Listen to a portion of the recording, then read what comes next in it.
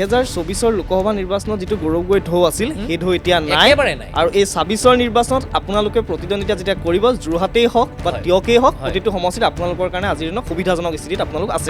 এজন ব্যক্তিয়ে আজি মাননীয় মুখ্যমন্ত্ৰী প্ৰাক্তন মুখ্যমন্ত্ৰী তৰুণ গগৈ ডাঙৰীয়াৰ পুত্ৰ যিজন ব্যক্তিয়ে হুইজ বদৰুদ্দিন বুলি কৈছিল সেইজন ব্যক্তিৰ পুত্ৰই আজি পাকিস্তানৰ লগত সম্পৰ্ক ৰাখিছে যে গৌৰৱ গগৈ বৰ্তমান অসমীয়া সমাজখনৰ পৰা বিচ্ছিন্ন এজন ব্যক্তি। শেহতীয়াকৈ তেওঁ যিটো পাকিস্তানৰ লগত যিটো লিংক সেই লিংকটো তেওঁতো প্ৰত্যাখ্যান কৰিব নোৱাৰিলে, তেওঁ কোনো প্ৰত্যাহ্বান জনাব নোৱাৰিলে, তেওঁ মানি ল'লে। ক'ৰবাত নহয় ক'ৰবাত আপোনালোকৰ মনত এনেকুৱা এটা ভাৱ আহিব লৈছে নেকি যে অসম গণ পৰিষদ আজিৰ দিনত মিত্ৰতাৰ বন্ধু হোৱাতকৈ ক'ৰবাত নহয় ক'ৰবাত আপোনালোকৰ কাৰণে বোজা সদৃশ হৈ পৰিছে? আজিও যদি নিৰ্বাচন অনুষ্ঠিত হয় তেনে টিয়ক বিধানসভা সমষ্টিৰ পৰা মই বিপুল ভোটৰ ব্যৱধানত মই কি আহিব। আপুনি তাত শান্তনু পূজাৰীও আছে। হয়, শান্তনু পূজাৰী এগৰাকী জ্যেষ্ঠ নেতা, তেওঁ বিজেপিৰ লগত ওতঃপ্ৰোতভাৱে জড়িত। হয়, এতিয়া কথা হ'ল যে আপুনি ইমান আশাবাদী, তেওঁতো সিমানেই আশাবাদী, এতিয়া তেওঁক বঞ্চিত কৰি আপোনাক টিকট দিব, আপোনাৰ কোনকেইটা বিশেষত্বৰ কাৰণে আপুনি টিকট পাম বুলি ভাবিছে? প্ৰাং ৰাজনীতি কৰা মোৰ কোনো জীৱনত মোৰ নজিৰ নাই। ইলেকশ্যনৰ আগদিনাখন হিতেন্দ্ৰনাথ গোস্বামী ডাঙৰীয়াৰ হৈ মই প্ৰচাৰ চলাবলৈ যাওঁতে মোক যোৰহাটৰ এটা অঞ্চল জানখনা অঞ্চল বুলি কয়, যিটো অঞ্চল বৰ্তমান মোৰ অতিকৈ ঘনিষ্ঠ অঞ্চল দলে পৰিৱৰ্তিত হ'ল, সেই অঞ্চলত মোক ৰাতি বান্ধি থোৱা হৈছিল। নমস্কাৰ, মই মৃদু পৱন আৰু মোৰ সৈতে আছে এগৰাকী ৰাজনীতিবিদ আৰু তেওঁ এইবাৰ এটা সমষ্টিৰ পৰা প্ৰাৰ্থিত্ব বিচাৰিছে। ভাৰতীয় জনতা পাৰ্টীৰ পৰা তেওঁ প্ৰাৰ্থিত্ব বিচাৰিছে। টিয়ক বিধানসভা সমষ্টিৰ তেওঁ এগৰাকী প্ৰাৰ্থিত্ব প্ৰত্যাশী বিজেপিৰ আৰু তেওঁ হৈছে ঈশ্বৰ প্ৰসন্ন বৰদলৈ। তেওঁক আপোনাক প্ৰথমে স্বাগতম জনাইছোঁ। নমস্কাৰ।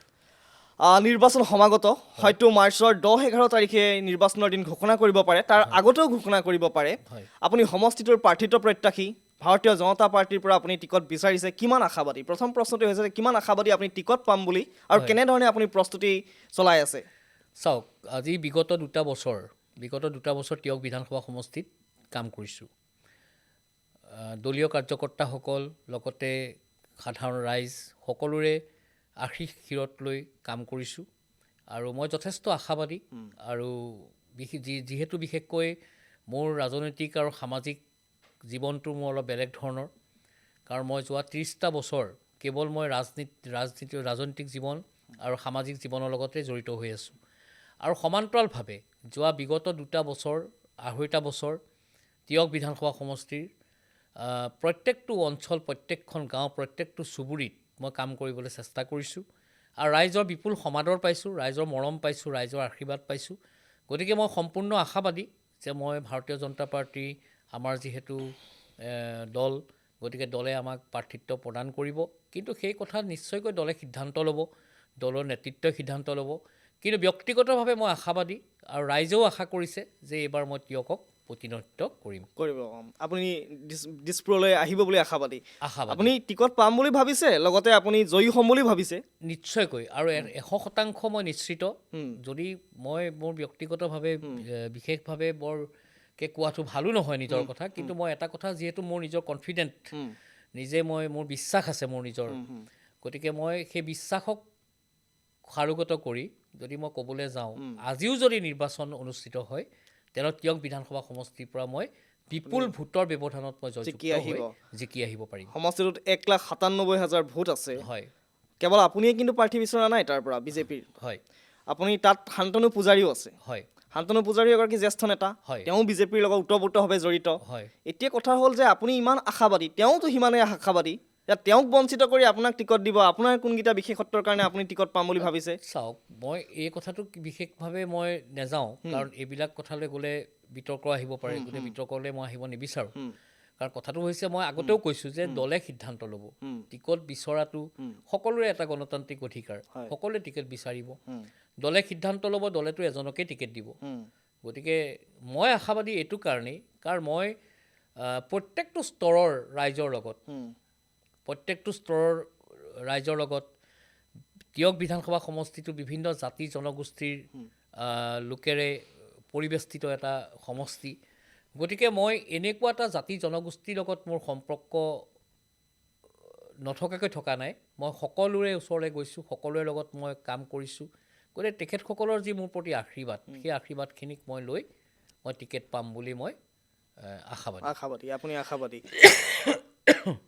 এতিয়া কথা হ'ল যে আপুনি টিকট পাম বুলি ভাবিছে, ঠিকেই আছে। যদিহে কিবা কাৰণত দলে আপোনাক নিদিয়ে, হয় তেতিয়া আপুনি অসন্তুষ্ট হ'ব। আৰু যদি কিবা কাৰণত ধৰি লৈছোঁ আপুনি ভাবিছে আশাবাদী, আমিও ভাবিছোঁ আপুনি পাব বুলি, আপুনি যি ধৰণে কৈছে আপোনাৰ যিটো আত্মবিশ্বাসৰ কথাখিনি ইতিমধ্যে আপুনি স্পষ্ট কৰিছে, হয় যদিহে কিবা কাৰণত আপুনি নাপায়, দেন দলে যাক টিকট প্ৰদান কৰে তেওঁক আপুনিতো সহায় কৰিব নে চিপৰাং ৰাজনীতি হ'ব পাৰে? চাওক, চিপৰাং ৰাজনীতি কৰা মোৰ কোনো জীৱনত মোৰ নজিৰ নাই। হয়, মই আগতেও কৈছোঁ যে মই 30টা বছৰ ৰাজনীতি কৰিছোঁ।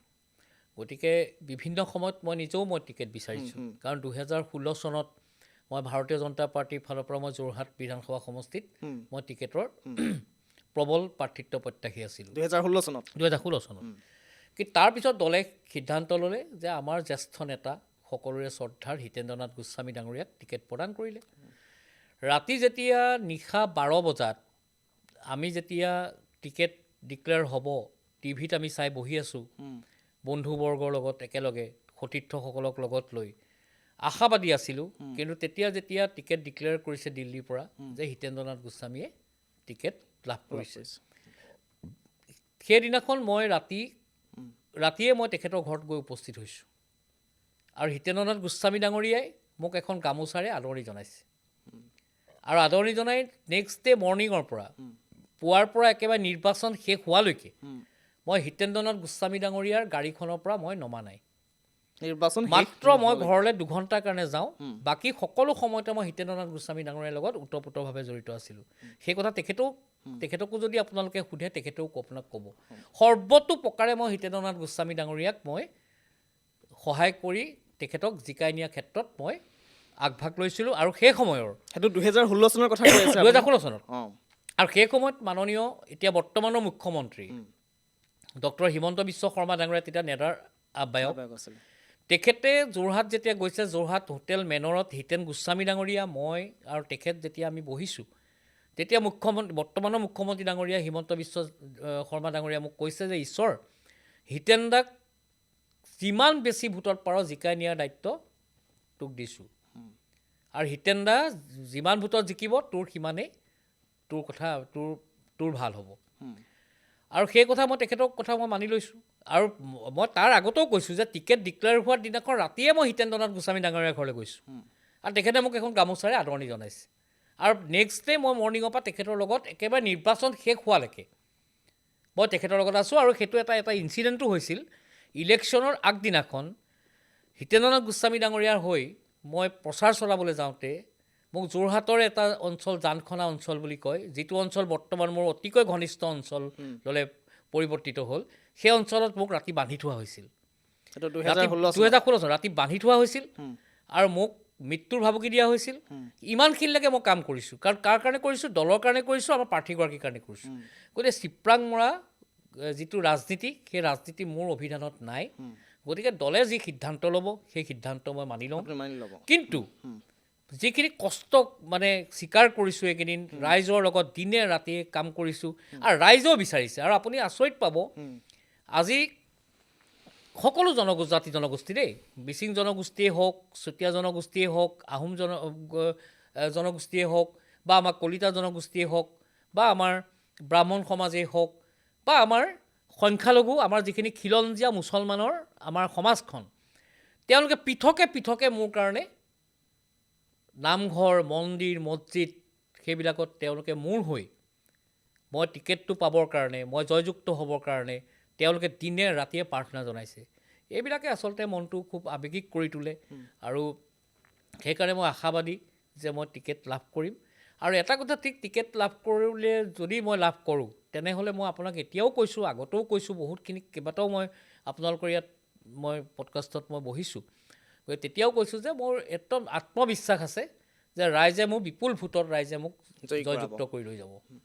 কিন্তু যদি আপুনি 2024 লোকসভা নিৰ্বাচনটোলৈ মনত পেলায়, গৌৰৱ গগৈ তাত প্ৰাৰ্থী আছিল কংগ্ৰেছৰ। তিয়কেই হওক, যোৰহাট সদৰ সমষ্টিয়েই হওক, এই সমষ্টিসমূহত কিন্তু আপোনালোকে যিমান আশা কৰিছিলে সিমান ভোট পোৱা নাছিলে। নাই, সেইটো আচলতে এটা বেলেগ ধৰণৰ এটা কথা আছিলে। সেই বিষয়ে মই বিতংভাৱে ক'বলৈ নাযাওঁ এতিয়া, কাৰণ যিহেতু মই দলৰ এগৰাকী কাৰ্যকৰ্তা, গতিকে মই নকওঁ। কিন্তু সেই সময়ত আচলতে কথাটো হৈছে, এই গৌৰৱ গগৈৰ প্ৰতি এটা মানুহৰ বেলেগ ভাৱ আছিল যে গৌৰৱ গগৈ সংসদত বহুত ভাল ভাষণ দিয়ে, ইংলিছত ভাষণ দিয়ে, ইংৰাজীত, এইটো আকৌ বহুতে এতিয়াও কৈ থাকে, গৌৰৱ গগৈ আমাক ইংৰাজীত ভাষণ দিয়ে। এইটো এটা ডাঙৰ কথা, তেওঁ মানে কিছুমান ব্যক্তিৰ কাৰণে ডাঙৰ কথা, কিন্তু আমাৰ কাৰণে ডাঙৰ কথা নহয়। ইংৰাজীত ভাষণ দিলেই নহ'ব, তেওঁ তৃণমূলত কাম কৰিব লাগিব, তেওঁ ৰাইজৰ কাৰণে কাম কৰিব লাগিব। কিন্তু গৌৰৱ গগৈ সেই সময়ত কি হৈছিলে যে চবেই দেখিছিলে যে গৌৰৱ গগৈ মানে সংসদত একদম সৰব হৈ থাকে। গতিকে তেওঁ সেইটো কাৰণে বহুখিনি আমাৰ যুৱ প্ৰজন্মই হওক বা ৰাইজেই হওক, আমি সেই সময়ত যেতিয়া নিৰ্বাচনী প্ৰচাৰত যাওঁ তেতিয়া কয় যে নাই এবাৰ আমি গৌৰৱকে দিবলৈ ঠিক কৰিছোঁ, আৰু তেওঁ ইমানখিনি মাত মাতে সংসদত, গতিকে আমাৰ যোৰহাটৰ কাৰণেও মাত মাতিব, আমাৰ যোৰহাটৰ উন্নয়ন হ'ব, বহুত কিবাকিবি কথা আমাক কৈছিল। তেতিয়াও আমি ধৰিব পাৰিছিলোঁ যে অলপমান খেলি মেলি এটা হ'ব পাৰে। ঠিক আছে, তেওঁ জয়যুক্ত হৈ গ'ল। জিকাৰ পিছত আজি 2টা বছৰ তেওঁ সাংসদ হ'ল, কিন্তু যোৰহাট লোকসভা সমষ্টিটোত আপোনালোকে কওক, আপোনালোকে যাওঁ, যিহেতু আপোনালোকে আমাতকৈ বেছি বাতৰিৰ লগত জড়িত হৈ থকা ব্যক্তি, গতিকে আপোনালোকে কওকচোন যোৰহাট লোকসভা সমষ্টিটোত আজি 2টা বছৰ গৌৰৱ গগৈ কি কৰিলে? এটা ৰাস্তাত শিলগুটি পেলালে না? আমাৰ আজি মই ব্যক্তিগতভাৱে তেওঁক বিধানসভা সমষ্টি, নামঘৰ, মন্দিৰ, মছজিদ সকলোতে মই ব্যক্তিগতভাৱে অনুদান দিছোঁ, কিন্তু তেওঁ সংসদ হৈ সেইটো কৰিব পৰা নাই, প্ৰথম কথা। দ্বিতীয় কথা হ'ল তেওঁ এতিয়া শেহতীয়াকৈ তেওঁ যিটো পাকিস্তানৰ লগত যিটো লিংক, সেই লিংকটো তেওঁতো প্ৰত্যাখ্যান কৰিব নোৱাৰিলে, তেওঁ কোনো প্ৰত্যাহ্বান জনাব নোৱাৰিলে, তেওঁ মানি ল'লে। গতিকে তেনে এজন ব্যক্তি সেই সময়ত কি হ'ল মই নাজানো, কিন্তু আজিৰ দিনত যদি গৌৰৱ গগৈ যদি ভোট বিচাৰি যায়, যোৰহাটৰ ৰাইজৰ ওচৰলৈ যদি ভোট বিচাৰি যায় বা তিয়কৰ ৰাইজৰ ওচৰলৈ যদি ভোট বিচাৰি যায়, তেতিয়া গৌৰৱ গগৈক ৰাইজে সম্পূৰ্ণভাৱে প্ৰত্যাখ্যান কৰিব, তাত কোনো সন্দেহ নাই। প্ৰত্যাখ্যান কৰিব বুলি আপুনি ভাবে? 100% এই যিটো পাকিস্তান লিংকৰ যিটো অভিযোগ, সেই অভিযোগৰ প্ৰভাৱ পৰিব বুলি আপুনি ভাবে? অভিযোগৰ 100% প্ৰভাৱ পৰিব। কাৰণ যিজন ব্যক্তিয়ে আজি মাননীয় মুখ্যমন্ত্ৰী, প্ৰাক্তন মুখ্যমন্ত্ৰী তৰুণ গগৈ ডাঙৰীয়াৰ পুত্ৰ, যিজন ব্যক্তিয়ে হুইজ বদৰুদ্দিন বুলি কৈছিল, সেইজন ব্যক্তিৰ পুত্ৰই আজি পাকিস্তানৰ লগত সম্পৰ্ক ৰাখিছে। তেওঁ 10 দিন তাত পাকিস্তানত থাকিলে, কি কাৰণে থাকিলে, কি কথা, কি বতৰা, সেইবিলাক তেওঁ মুকলিকৈ নক'লে, প্ৰথম কথা। দ্বিতীয়ত তেওঁ 2জন সন্তান, সেই 2গৰাকী সন্তান আজি আমাৰ 700 বছৰ ৰাজত্ব কৰা আজি আহোম জনগোষ্ঠীৰ এটা পৰিয়াল তেওঁলোক। আজি সেই নিজৰ বংশৰ পৰা তেওঁ নিজৰ ল'ৰা ছোৱালীকেইটাক আজি খ্ৰীষ্টান ধৰ্মলৈ ধৰ্মান্তৰিত কৰিলে। গতিকে সেইবিলাক কথা মানুহে নিশ্চয়কৈ এইবিলাক আপোনালোকে নিৰ্বাচনত যদি ইছ্যু হিচাপে আপোনালোকে ইছ্যু হিচাপে তৈয়াৰ কৰিব, আপোনালোকে ৰাইজক এইবিলাক কথাও হয়তো অৱগত কৰিব নিৰ্বাচনত। আমি এইটো চাওক, ইছ্যু বুলি নহয়, এইবিলাক কথা আচলতে ৰাইজে আজিকালি চাওক, আজি নিউজ হওক, বাতৰি কাকত হওক, আজিকালি মানুহে স্মাৰ্টফোনটো খুলিলেই মানুহে চব গম পাই যায়। আমি আৰু বেলেগকৈ ক'বলগীয়া নাই। এতিয়া ৰাইজৰ এটাই কথা যে গৌৰৱ গগৈ বৰ্তমান অসমীয়া সমাজখনৰ পৰা বিচ্ছিন্ন এজন ব্যক্তি। আপুনি দেখিছে যোৱাকালি আমাৰ ভূপেন বৰা ডাঙৰীয়াই কংগ্ৰেছ ত্যাগ কৰিছে, তেওঁ বিজেপি দলত যোগদান কৰিব। তেওঁ প্ৰকৃত হিন্দু হিচাপে, প্ৰকৃত অসমীয়া হিচাপে, তেওঁ মূৰ দাঙি থিয় হোৱা মানুহ হিচাপে তেওঁ কালি এইটো প্ৰতীয়মান হ'লোঁ আমি। কিন্তু এতিয়া আপোনালোকে দেখিছে যে কাৰণ কোনখিনি মানুহে কংগ্ৰেছক আজি পৰিচালিত কৰিছে, কংগ্ৰেছক কোনখিনি মানুহে কংগ্ৰেছক নেতৃত্ব দিছে, সেই কথাটো আমি চিন্তা কৰিব লাগিব। কাৰণ গৌৰৱ গগৈ, আপুনি কোৱা কথাটো, যিটো যোৰহাট লোকসভা সমষ্টিত আজি 2টা বছৰ আগতে বৃহৎ ভোটৰ ব্যৱধানত জয়যুক্ত কৰালে, তেওঁ আচল চৰিত্ৰটো ৰাইজে গম পোৱা নাছিলে। লাহে লাহে যেতিয়া গম পালে ৰাইজে যে তেওঁ এজন সম্পূৰ্ণ অসম বিৰোধী এজন ব্যক্তি। আজি আপুনি দেখিছে আজি ছেমি কণ্ডাক্টৰ প্ৰজেক্টটো যিটো আমাৰ চলি আছে জাগিৰোডত, সেই বস্তুটো সেই ইণ্ডাষ্ট্ৰিটো কমপ্লিট হোৱাৰ পিছত আমাৰ উঠি অহা নৱপ্ৰজন্ম কিমান তাত এমপ্লয়মেণ্ট হ'ব। ইমানখিনি কৰাৰ পিছত তেওঁ আজি ছেমি কণ্ডাক্টৰটো হোৱাটো বিৰোধিতা কৰে। তেওঁ আজি প্ৰধানমন্ত্ৰী মোদী ডাঙৰীয়াই আজি মৰাণৰ হাইৱেত আজি ৰাফেল পেলালে, সেইটো তেওঁ বিৰোধিতা কৰিছে। তেওঁ এয়াৰপৰ্টৰ চাহকাপৰ লগত তেওঁ মানে তুলনা কৰিছে। তেওঁ আজি যোৰহাটৰ যিটো এটি ৰোডৰ যিখন আমাৰ অভাৰব্ৰিজ, ফ্লাইঅভাৰ যিখন নিৰ্মাণ হৈ আছে, সেইখন তেওঁ বন্ধ কৰিবলৈ বাধা দিছে। তেওঁ মুখ্যমন্ত্ৰী ডাঙৰীয়ালৈ পত্ৰ দিছে, তেওঁ প্ৰধানমন্ত্ৰী ডাঙৰীয়ালৈ পত্ৰ দিছে। গতিকে তেওঁ উন্নয়ন নিবিচৰা এজন ব্যক্তি। অৰ্থাৎ আপুনি ক'ব বিচাৰিছে যে 2024 লোকসভা নিৰ্বাচনত যিটো গৌৰৱ গগৈ ঢৌ আছিল, সেই ঢৌ এতিয়া নাই, আৰু এই 26 নিৰ্বাচনত আপোনালোকে প্ৰতিদ্বন্দ্বিতা যেতিয়া কৰিব, যোৰহাটেই হওক বা তিয়কেই হওক, প্ৰতিটো সমষ্টিত আপোনালোকৰ কাৰণে আজিৰ দিনত সুবিধাজনক স্থিতিত আপোনালোক আছে, সেইটো আপুনি ক'ব বিচাৰিছে। এতিয়া আৰু এটা কথা আহিছে যে তিয়ক সমষ্টিৰ পৰা আপুনি প্ৰাৰ্থিত্ব বিচাৰিছে। তিয়ক সমষ্টিটো 2021 ৰেণুপমা ৰাজখোৱাই তাৰ পৰা নিৰ্বাচিত হৈছিল, অগপক এৰি দিয়া হৈছিল, আৰু এইবাৰ সমষ্টিটো আপোনালোকে লাভ কৰিব বুলি আশা প্ৰকাশ কৰিছে হয়। আৰু এতিয়া কথাটো হ'ল যে এতিয়ালৈকে অগপৰ লগত আসন বুজাবুজি যি ধৰণে হ'ব লাগিছিলে বা যিটো ঘোষণা কৰিব লাগিছিলে এতিয়ালৈকে হোৱা নাই, হয়তো হ'ব বুলি মুখ্যমন্ত্ৰীয়ে জনাইছে। কিন্তু কথাটো হ'ল এই সমষ্টিত তেওঁলোকে সেইদিনা সংকল্প সমাৰোহো পাতিলে অগপই। এতিয়া তিয়ক আপোনালোকক এৰি দিব বুলি আপোনালোকে কিমান ভাবে, যে তিয়ক তেওঁলোকে এৰি দিব নে বিজেপিৰ যি দলীয় শীৰ্ষ নেতৃত্ব তেওঁলোকেও এইটো কথা তেওঁলোকক অৱগত কৰিব যে তিয়ক এবাৰ আমি প্ৰতিদ্বন্দ্বিতা কৰিমেই? চাওক, মানে কথাটো হৈছে এনেকুৱা ধৰণৰ, অসম গণ পৰিষদৰ সংকল্প যিবোৰ সমাৱেশবিলাক তেখেতসকলে কৰি আছে সেইবিলাক প্ৰতিটো সমষ্টিতে হৈছে। আজি অকল তিয়ক বিধানসভা সমষ্টি বুলি নহয়, দেৰগাঁৱতো হৈছে, তিয়কতো হৈছে, যোৰহাটতো হৈছে বা ৰঙানদীতো হৈছে বা বিভিন্ন অঞ্চলত তেওঁলোকে ক'ব। আৰু দ্বিতীয় কথা হৈছে তেখেতসকল আমাৰ একদম মূল আমাৰ মিত্ৰজোঁটত, মানে মিত্ৰজোঁটৰ দল। আমি একেলগে মিত্ৰতাৰে কাম কৰিছোঁ। যোৱা 10টা বছৰ অসম গণ পৰিষদ আমি একেলগে কাম কৰিছোঁ উন্নয়নৰ স্বাৰ্থত, অসমৰ উন্নয়নৰ স্বাৰ্থত আমি কাম কৰিছোঁ। গতিকে আমি বিজেপি কাৰ্যকৰ্তা হিচাপে আমি এবাৰ আশা কৰিছোঁ, কাৰণ যিহেতু যোৱা 10টা বছৰ অসম গণ পৰিষদে নেতৃত্ব লৈ অসম গণ পৰিষদে প্ৰতিনিধিত্ব কৰিছে তিয়ক বিধানসভা সমষ্টিটোত। গতিকে আমি এইবাৰ ভাৰতীয় জনতা পাৰ্টীৰ কাৰ্যকৰ্তাসকলে আশা কৰিছোঁ, আমি নেতৃত্বক বিনম্ৰতাৰে অনুৰোধ জনাইছোঁ যে এবাৰ আমাক সুবিধা দিয়ক, আমাক ভাৰতীয় জনতা পাৰ্টীক এবাৰ সুবিধা দিয়ক, যাতে আমি যিখিনি পৰিকল্পনা প্ৰস্তুত কৰি থৈছোঁ, ব্যক্তিগত সকলোৱে পৰিকল্পনা আছে, বহুকেইজন আমাৰ প্ৰাৰ্থিত্ব প্ৰত্যাশী আছে, তেওঁলোকে নিজৰ নিজৰ পৰিকল্পনা আছে, মোৰ নিজৰ পৰিকল্পনা আছে। গতিকে সেই পৰিকল্পনাবিলাক যাতে আমি ভাল ধৰণে কৰিব পাৰোঁ ৰাইজৰ কাৰণে, সেইকাৰণে আমাৰো এটা আশা আছে। গতিকে দলৰ নেতৃত্বক বিনম্ৰতাৰে অনুৰোধ জনাইছোঁ, মাননীয় মুখ্যমন্ত্ৰী ডাঙৰীয়াক বিনম্ৰতাৰে অনুৰোধ জনাইছোঁ, আৰু অসম গণ পৰিষদৰ নেতৃবৃন্দলৈও আমি অনুৰোধ জনাইছোঁ যে এবাৰ আমি একেলগে যিহেতু বন্ধু, গতিকে আমাক এবাৰ সুবিধা দিয়ক। যদিহে কিবা কাৰণত বন্ধুত্বমূলক প্ৰতিদ্বন্দ্বিতাৰ কথা আহে বা প্ৰস্তাৱ তেনেকুৱা ধৰণৰ আহে অগপৰ ফালৰ পৰা, তেতিয়া কি হ'ব? চাওক, এই বিষয়ত মই দলীয়ভাৱে মই ক'বলৈ নাযাওঁ, কাৰণ এইটো দলৰ, মই যিহেতু এগৰাকী কাৰ্যকৰ্তা, গতিকে মই এইটো কথা ক'বলৈ নাযাওঁ। কিন্তু ব্যক্তিগতভাৱে যদি মই কওঁ, মোৰ ব্যক্তিগত মতামত দেই, যদি একচেটিয়াভাৱেও যদি মোক প্ৰতিদ্বন্দ্বিতা কৰিবলৈ দিয়ে তাতো মোৰ কোনো আপত্তি নাই।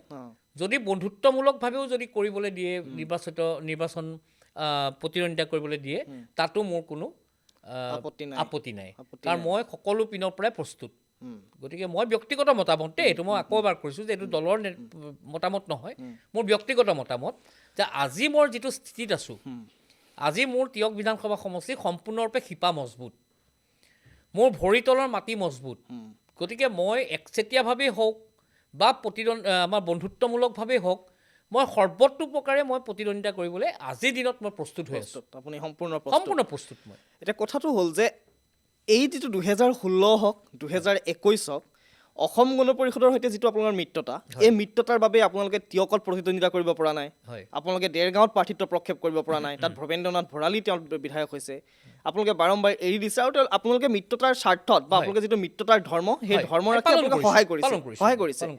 এতিয়া কথাটো হ'ল কি, এইবাৰ আমি এনেকুৱা লাগিছে যে আপুনি কি কয় মই নাজানো, আপোনাক সেইকাৰণে সুধিব বিচাৰিছোঁ যে ক'ৰবাত নহয় ক'ৰবাত, যিহেতু আপুনি তিয়ক সমষ্টিৰ এগৰাকী প্ৰাৰ্থিত্ব প্ৰত্যাশী, ক'ৰবাত নহয় ক'ৰবাত আপোনালোকৰ মনত এনেকুৱা এটা ভাৱ আহিব লৈছে নেকি যে অসম গণ পৰিষদ আজিৰ দিনত মিত্ৰতাৰ বন্ধু হোৱাতকৈ ক'ৰবাত নহয় ক'ৰবাত আপোনালোকৰ কাৰণে বোজা সদৃশ হৈ পৰিছে? নাই, সেইটো মই নাভাবোঁ।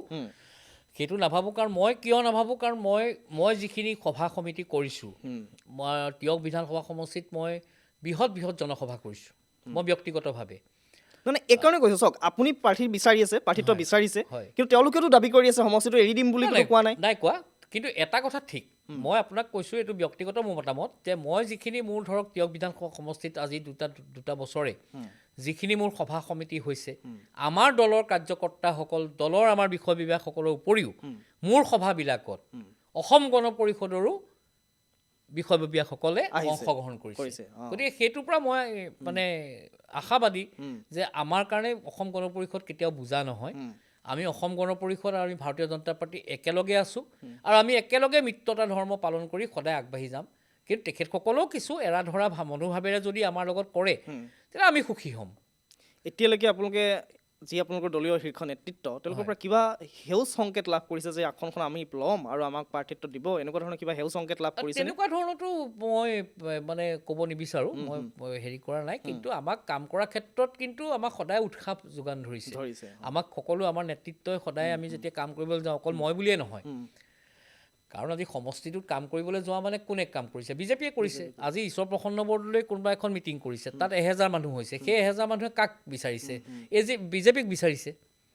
এই যে মিটিঙত মানুহ হয়, ইমান মানুহ হৈছে, এইটো ভোটলৈ ট্ৰান্সফাৰ হ'ব বুলি বা এইটো 100% হ'ব, বিশ্বাসী আপুনি? 100% হ'ব। মোৰ কাৰণে মইতো ব্যক্তিগতভাৱে কওঁ যে এইটো 100% হ'ব। আপোনাক ভোট দিব বুলি কাৰণ এটা কথা আপোনাক আগতেও কৈছোঁ যে মোৰ মিটিংবিলাকত এনেকুৱা ধৰণৰ হয়, মোক কোনো মিটিঙত মই নিজেই ধৰক বিশেষ ধৰণে মই কোনো ব্যৱস্থা নকৰোঁ, চব ৰাইজে কৰে। এনেকুৱা ধৰণৰ মোৰ মানে কণ্ডিশ্যনো হৈছে, কিছুমান মিটিঙত যেতিয়া মিটিং শেষ হয়, আমাৰ দলৰ কাৰ্যকৰ্তা, মহিলা কাৰ্যকৰ্তাসকলে হাতত 1000, 1500, 500 টকা লৈ পেলাই মোক দিবলৈ আহে যে এইটো আমাৰ ফালৰ পৰা সহায় কৰিছোঁ, তুমি মিটিংখন মানে কৰাব। মানে মানুহৰ যিটো মৰম, সেই মৰমখিনি ধৰিব পাৰিতো মানুহে। মানুহৰ যিটো কৃত্ৰিমভাৱে ভাল পোৱা বা আপোনাক সঁচাকৈ ভাল পোৱা, মানুহৰ লগত কথা পাতিলে গম পোৱা যায়তো। আৰু গতিকে মানুহৰ যিটো মৰম, মানুহৰ যিটো আদৰ, বিশেষকৈ যুৱ বন্ধুসকলৰ, আৰু দ্বিতীয় কথা নতুন যিখিনি ভোটাৰ্ছ, নতুন এইবাৰ যিখিনিয়ে ভোট দিব, সেইখিনি নৱপ্ৰজন্ম মোৰ কাৰণে ইমানেই আগ্ৰহী, মানে প্ৰতিদিনেই মোৰ লগত তেওঁলোকৰ লগত মোৰ লগত কথা বতৰা হয়, একদম সম্পৰ্ক স্থাপন কৰি আছে। গতিকে মই সেইকাৰণে আশাবাদী। আৰু যি সিদ্ধান্ত ল'ব দলে সিদ্ধান্ত ল'ব, কিন্তু আমি আশাবাদী যে দলে নিশ্চয়কৈ ভাল ধৰণে চালি জাৰি চাব। চাওক, সমষ্টি পুনৰ নিৰ্ধাৰণৰ পিছত তিয়ক সমষ্টিৰো কিছু ৰেহৰূপ সলনি হৈছে, যিটো জনবিন্যাস সলনি হৈছে। তাত ভোটাৰৰ সংখ্যাও বৃদ্ধি পাইছে, প্ৰায় 2 লাখ ভোটাৰ বুলি আপুনি ধৰক। এটা বিশাল ডাঙৰ সমষ্টি এটা। আৰু ডাঙৰ কথাটো হৈছে সমষ্টিটো সম্পূৰ্ণ খিলঞ্জীয়া মানুহৰ অধ্যুষিত এটা সমষ্টি। তাত কংগ্ৰেছেও শাসন কৰিছিলে, আৰু বিগত যেতিয়াৰ পৰা বিজেপিৰ শাসন আহিলে বা মিত্ৰজোঁটৰ চৰকাৰ আহিলে, তাৰপিছত অগপৰ দখললৈ গ'ল। সমষ্টিটোত যেনেধৰণে যিমান উন্নতি হ'ব লাগিছিলে বা উন্নয়ন হ'ব লাগিছিলে, কোনোবাখিনিত যেন হোৱা নাই, এতিয়াও তাৰ মানুহে কয় বা সমষ্টিটোৰ ৰাইজে কয়। এতিয়া আপুনিতো এজন প্ৰাৰ্থিত্ব প্ৰত্যাশী, আপুনি ভাবিছে যে টিকট পালে মই জয়ী হ'ম। আপোনাৰ নিঃসন্দেহে কিছু পৰিকল্পনা থাকিব সমষ্টিটোৰ কাৰণে, যুৱ প্ৰজন্মৰ কাৰণেই হওক বা গোটেই ৰাইজৰ কাৰণে বা সমষ্টিটোৰ ভোটাৰৰ কাৰণে। এনে কি পৰিকল্পনা আছে যিখিনি কথা আপুনি ৰাইজক অৱগত কৰিব, ৰাইজে আপোনাক ভোট দিব লাগিব, সেইখিনিৰ কাৰণে আপুনি কাম কৰি এটা সপোন দেখুৱাব পাৰিব তেওঁলোকক? চাওক, এই কথাটো মই আচলতে নিজেই মুখেৰে কোৱাটো আচলতে মই উচিত বুলি ভবা নাই। কাৰণ যোৱা 2টা বছৰ, যোৱা 2-2.5 বছৰ মই তিয়ক বিধানসভা সমষ্টিত ব্যক্তিগতভাৱে বহুখিনি কাম কৰিছোঁ। নামঘৰ, মন্দিৰ, মছজিদলৈ মই ব্যক্তিগতভাৱে উন্নয়নৰ কাৰণে সহায় আগবঢ়োৱাৰ উপৰিও মই কিছু ৰাস্তা, পথ এইবিলাক বনোৱাৰ ক্ষেত্ৰত মই আগভাগ লৈছোঁ নিজৰ ব্যক্তিগতভাৱে। কিছুমান এনেকুৱা ধৰণৰ ব্যক্তি আছে যিসকলৰ একেবাৰে থাকিবলৈ ঘৰ এখন নাই, তেওঁলোকক নিজেই ঘৰ বনাই দিয়া ক্ষেত্ৰত, কাৰণ যিহেতু আমাৰ চৰকাৰী যিটো আৱাস, প্ৰধানমন্ত্ৰী আৱাস যোজনা, সেইটো অন্তৰ্গত পাবৰ কাৰণেও তেওঁলোক মানে আচলতে বিভিন্ন কাগজ পত্ৰ দৰকাৰ হয়, সেইবিলাক তেওঁলোকৰ নাই। গতিকে তেনেকুৱা কিছুমান অসুবিধা থাকে, সেইবিলাক মানুহক মই ঘৰো বনাই দিছোঁ। বা ঠিক তেনেকৈ ধৰণে মই ছাত্ৰ ছাত্ৰীসকলৰ মানসিক শাৰীৰিক উৎকৰ্ষ সাধনৰ কাৰণে মই ক্ৰীড়া সামগ্ৰী বিতৰণ, মিউজিকেল যিখিনি মানে সংগীতৰ সামগ্ৰী, সেইখিনি দিয়াৰ ব্যৱস্থা কৰিছোঁ। আৰু সমান্তৰালভাৱে মহিলা সমিতিয়ে হওক বা যুৱক সংঘসমূহলে হওক বিভিন্ন আচবাব দিয়াৰ ক্ষেত্ৰত মই আগভাগ লৈছোঁ। গতিকে তেনেকৈ ধৰণে আৰু বহুখিনি কথা আছে, সেইখিনি গোটেইখিনি কথা নিশ্চয়কৈ ৰাইজে গম পায়। গতিকে এইটো কথা আৰু মই বিশেষভাৱে ব্যক্তিগতভাৱে কৰি আছোঁ। কিন্তু কাইলৈ যদি মই জনপ্ৰতিনিধি হিচাপে যদি মই দায়িত্ব পাওঁ, তেনেহ'লে মই আৰু 10 গুণ উৎসাহেৰে মই কাম কৰিম। আৰু দ্বিতীয় কথা হৈছে, আৰু কাম কৰিবলগীয়া আৰু বহুখিনি পৰিকল্পনা আছে, যিখিনি পৰিকল্পনা মই এতিয়া মুকলি কৰিব বিচৰা নাই। বহুখিনি আছে, কাৰণ 30 বছৰ ৰাজনীতিৰ লগত জড়িত, বহুখিনি আমাৰ স্বনামধন্য ব্যক্তিৰ সান্নিধ্য লাভ কৰিছোঁ। প্ৰয়াত মন্ত্ৰী সিংহপুৰুষ দুলাল চন্দ্ৰ বৰুৱাৰ সান্নিধ্য লাভ কৰিছোঁ। সমান্তৰালভাৱে মই হিতেশ্বৰ শইকীয়া ডাঙৰীয়াৰ সান্নিধ্য লাভ কৰিছোঁ। শেহতীয়াকৈ মই ডক্টৰ হিমন্ত বিশ্ব শৰ্মা ডাঙৰীয়াৰ সান্নিধ্য লাভ কৰিছোঁ। গতিকে বহুখিনি ব্যক্তিৰ লগত মোৰ এটা সুসম্পৰ্ক আছিল বা আছে। গতিকে তেখেতসকলৰ পৰা বহুত কথা শিকিছোঁ মই। গতিকে সেইখিনি কথাৰ, সেইখিনি কাম, সেইখিনি লৈ যেনেধৰণে মই পৰিকল্পনা প্ৰস্তুত কৰি থৈছোঁ, সেইখিনি অনাগত দিনত ৰাইজে দেখিব, যদি মই ভবামতে সকলোখিনি সম্ভৱ হয়। আপুনি গৌৰৱ গগৈৰ কথা ইতিমধ্যে কৈছে। তাত কংগ্ৰেছৰ প্ৰাৰ্থিত্ব প্ৰত্যাশী হৈছে পল্লৱী গগৈ শইকীয়া। এটা পৰিয়ালকেন্দ্ৰিক ৰাজনীতি ক'ৰবাত নহয় ক'ৰবাত চলাই আছে নেকি কংগ্ৰেছে? আৰু এই ক্ষেত্ৰত যদি তেওঁৱে আকৌ প্ৰাৰ্থিত্ব লাভ কৰে কংগ্ৰেছৰ পৰা, তেওঁলোক আপোনালোকৰ বাবে কিমান প্ৰত্যাহ্বান হ'ব? তো চাওক দুটা কথা, কংগ্ৰেছৰতো এইটো আগৰ পৰাই আছেই, পৰিয়ালকেন্দ্ৰিক ৰাজনীতি আছে। কাৰণ মোৰ দেউতাৰ ৰাজনীতিবিদ নহয়, মোৰ ঘৰখন ৰাজনীতিৰ লগত জড়িত নহয়। মোৰ দেউতা এগৰাকী কৰ্মচাৰী আছিলে অসম কৃষি বিশ্ববিদ্যালয়ৰ। গতিকে মই এটা সাধাৰণ পৰিয়ালৰ পৰা অহা ল'ৰা। আজি যিটো স্তৰত মই আহি উপস্থিত হৈছোঁ সেইটো সম্পূৰ্ণ নিজৰ প্ৰচেষ্টা, নিজৰ চেষ্টা, নিজৰ অধ্যৱসায়ৰ ওপৰত মানে ডিপেণ্ড কৰি মই আজি এইটো মানে স্থানত মই পাইছোঁহি। আৰু ঠিক তেনেকৈ ধৰণে মই নিজেই কষ্ট কৰিছোঁ, নিজেই মই চেষ্টা কৰিছোঁ। কি তেওঁলোকক কাৰো মই সমালোচনা নকৰোঁ, কিন্তু কংগ্ৰেছত সেইটো আছে। কাৰণ দেউতাক MLA হ'ল, পুতেক MLA হ'ব, নহ'লে বোৱাৰীয়েক MLA হ'ব। গতিকে সেইটো কংগ্ৰেছৰ এটা ধাৰাবাহিক মানে এটা নিয়ম। আৰু এতিয়াতো এইটো বেছিকৈ হৈছে, কাৰণ কেলৈ কংগ্ৰেছত বেলেগ মানুহ নাইকিয়া হৈ গ'লতো। এতিয়া তেওঁলোকৰ ঘৰৰ যিখিনি আছেগৈ তেওঁলোকৰ ঘৰৰ মানুহখিনিয়ে খেলিব লাগিব। আৰু তাতে মানে কংগ্ৰেছ দলটো এতিয়া বৰ্তমানটো আৰু কিবা এটা আছে বুলি মই ভবা নাই। আৰু দ্বিতীয় কথা হৈছে, আপুনি যিহেতু কৈছে যে কংগ্ৰেছটো আমাৰ প্ৰত্যাহ্বান হ'ব পাৰে নেকি, সেইটো কেতিয়াও নহয়। কাৰণ কংগ্ৰেছ প্ৰাৰ্থীগৰাকী বা কংগ্ৰেছ দল আমাৰ কাৰণে কোনো দিনেই প্ৰত্যাহ্বান হ'ব নোৱাৰে। আৰু আমিহে তেওঁলোকৰ কাৰণে চাগে নিশ্চয় প্ৰত্যাহ্বান হিচাপে আমি থিয় হ'ব পাৰোঁ, কিন্তু তেওঁলোক আমাৰ প্ৰত্যাহ্বান নহয়। মানে পল্লৱী গগৈ শইকীয়া প্ৰাৰ্থী হ'লেও আপোনালোকৰ বাবে কোনো প্ৰত্যাহ্বান নহয়, একোৱে প্ৰত্যাহ্বান নহয়। আপোনালোক জয়ী হ'ব, একোৱে প্ৰত্যাহ্বান নহয়। মানে সমষ্টিটোত বিজেপি জয়ী হ'ব, মিত্ৰজোঁট জয়যুক্ত হ'ব, তাত আপোনাৰ কোনো সন্দেহ নাই? কোনো সন্দেহ নাই। এতিয়া নিৰ্বাচন যিহেতু সমাগত, আপুনিতো সমষ্টিটোত যথেষ্ট ঘূৰি ফুৰিছে, যথেষ্ট মানুহৰ সান্নিধ্য লাভ কৰাৰ কথা কৈছে, ৰাইজৰ মৰম দিছে। এই যিবিলাক মৰম, এই যি সান্নিধ্য আপুনি নিৰ্বাচনটোত উঠিবৰ বাবে বা জয়ী হ'বৰ কাৰণেতো পাইছেই, যদিহে কিবা কাৰণত আপুনি টিকট লাভ কৰে আৰু বিধায়ক নিৰ্বাচিত হয়, এই এতিয়াৰ যিটো ধাৰা, আপুনি সেই একেজন ব্যক্তিয়ে তেতিয়াও হৈ থাকিবনে? বিধায়কজন যেতিয়াই প্ৰয়োজন হয় ৰাইজে লগ পাব নে? তেতিয়া কোৱা হয় ন যে ৰাৱণ যেতিয়া লংকালে যোন যায় ৰাৱণে হয়, এনেকুৱা ধৰণে কোৱা হয় আচলতে। তেনেকুৱা এটা পৰিৱেশ আহিব পাৰে এই ক্ষেত্ৰত কেতিয়াও নহয়। কাৰণ কেলৈ মই ফটককৈ ধৰক মই হঠাৎ আহি ৰাজনীতি কৰা মানুহ নহয়। আজি 30টা বছৰ বিভিন্ন দায়িত্বত আছোঁ। মানুহে ৰাইজে চৰকাৰী বহুতো দায়িত্বত থাকিলোঁ। ৰাইজে মোক যেনেধৰণে ছাত্ৰ জীৱনৰ পৰা পাইছে, এতিয়াও এই 51 বছৰ বয়সতো মোক একেধৰণেই পাই আছে। গতিকে মই নাভাবোঁ আৰু মই মানে বিধায়ক হ'লোঁ, মই বেলেগ কিবা এটা হৈ গ'লোঁ, বা মই চৰকাৰী কিবা এটা দায়িত্ব পালোঁ, মই বৰ বেলেগ কিবা এটা হৈ গ'লোঁ, বা মই দলৰ বৰ ডাঙৰ দায়িত্ব পাই গ'লোঁ, মই কিবা বেলেগ এটা হৈ গ'লোঁ, তেনেকুৱা মোৰ ভাৱ নাই দেই। ৰাইজে মোক ভাল ধৰণে জানে। মই একদম সহজ সৰল মানুহ আৰু মই একদম সকলোৰে লগত মিলি কাম কৰিব বিচাৰোঁ। আৰু অনাগত দিনত মই নিজৰ কথা ক'ব নাপায়, কিন্তু মোক বৰ বেলেগ ধৰণে পাব। যদি বিধায়ক হিচাপে যদি মই জয়যুক্ত হওঁ, ৰাইজে ক'বলৈ বাধ্য হ'ব যে এজন কি বিধায়ক পালোঁ আমি, মানে এনেকুৱা ধৰণৰ এটা পৰ্যায় হ'ব। কাৰণ মই বহুত প্লেনিং কৰি থৈছোঁ। কাৰণ তিয়ক বিধানসভা সমষ্টিটো এটা বৃহৎ সমষ্টি। একেদিনাখনেই ধৰক 4-5খন পঞ্চায়ত মই কেতিয়াও কভাৰ কৰিব নোৱাৰোঁ। গতিকে মই ভাবিছোঁ যে মই বহুত প্লেন কৰি থৈছোঁ। এইবিলাক প্লেন এতিয়া মই নকওঁ, মানে ৰাইজে তেতিয়া বুজিব যে মই কেনেকুৱা ধৰণে কাম কৰিছোঁ বা কেনেধৰণে মই কাম কৰিম। আপুনি কৈছে যে আপুনি বেলেগ এজনো পাব, ভালকৈ পাব আৰু জনতাৰ লগত সদায় থাকিব বুলি সদায় থাকিম, সেৱক হৈ থাকিব আৰু জনতাই যেনেধৰণে বিচাৰে বোলে কাইলৈ মই MLA হৈ গ'লোঁ, চাৰিওফালে বোলে মই গোটেই মানে বেৰিকেড লৈ মই গোটেই ঘূৰি আছোঁ, তেনেকুৱা ধৰণৰ মানুহ। প্ৰশ্নটো এইকাৰণেই মই কৰিছিলোঁ যে এই সময়ত সকলো নেতাই এনেধৰণে কথাবিলাক কয়, যেতিয়া জয়ী হয় বা জনপ্ৰতিনিধি হৈ পৰে, তাৰপিছত তেওঁলোকৰ বিৰুদ্ধে কিছু অভিযোগ উত্থাপন হয়। স্বজনপ্ৰীতি, নিজৰ পৰিয়ালকহে ঠিকা দিয়া বা এনেকুৱা ধৰণৰ কাম কৰা, দুৰ্নীতিৰ দুই এটা অভিযোগ উত্থাপন হয়। এতিয়াও বহু বিধায়কৰ বিৰুদ্ধে এই ধৰণৰ অভিযোগবিলাক উত্থাপন হয়। এই যে বিষয়বিলাক, এইবোৰতো নাইকিয়া হ'ব লাগিব এটা সময়ত সমাজৰ পৰা। সেইকাৰণে মই আপোনাক সুধিছোঁ প্ৰশ্নটো। চাওক, মই বিধায়ক হ'লে মোক ঠিকা দিবলৈ মোৰ ঘৰত কোনো মানুহ নাই। প্ৰথম কথা, মই ককাই ভাই মই নিজেই অকলশৰীয়া এজন মই যুৱক। মোৰ বাইদেউ দুগৰাকী আছিলে, এগৰাকী ইতিমধ্যেই পৃথিৱীৰ পৰা বিদায় লৈছে, এগৰাকী ডাঙৰ বাইদেউ আছে, দুগৰাকী ভাগিন মোৰ, ডাঙৰগৰাকী বেংগলোৰত চাকৰি কৰি আছে, সৰুগৰাকী চেন্নাইত চাকৰি কৰি আছে। আৰু গতিকে জোঁৱাইও ভাল মানে জেগাত চাকৰি কৰি আছে বেংগলোৰত, ভাগিন জোঁৱাই। আৰু মোৰ ল'ৰা এইবাৰ হায়াৰ ছেকেণ্ডেৰী পাছ কৰিছে, সি পঢ়িব লাগিব আৰু সি সংগীতৰ লাইনত থকা মানুহ, সি সংগীতেই কৰিব। ছোৱালী পঢ়ি আছে ক্লাছ 7, তাইৰ কাৰণেও মই কৰিবলগীয়া বিশেষ একো নাই। গতিকে মোৰ ঘৰত ঠিকা ঠুকলি দিয়া মানুহ মোৰ নাই। গতিকে মই যি দিম ৰাইজৰ কাৰণে দিম।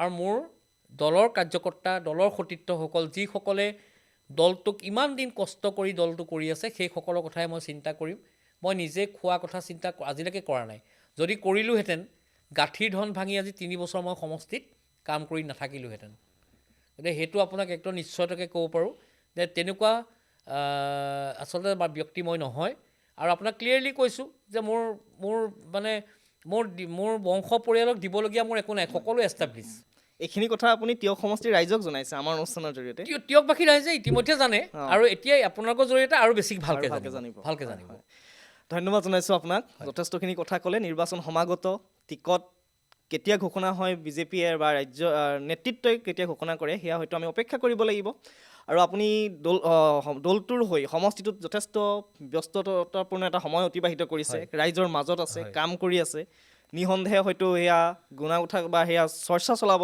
ৰাজনৈতিক নেতৃত্বই টিকট পোৱা নোপোৱাৰ ক্ষেত্ৰত আৰু আপুনি যি ধৰণে পৰিকল্পনা হাতত লৈছে পৰিকল্পনাবিলাক যদি আপুনি বিধায়ক হয় নিঃসন্দেহে বাস্তৱায়িত কৰিব বুলি আমি আশাবাদী আৰু লগতে আপোনাক পুনৰবাৰ শুভেচ্ছা জনাই আজি অনুষ্ঠানৰ পৰা বিদায় লৈছোঁ ধন্যবাদ নমস্কাৰ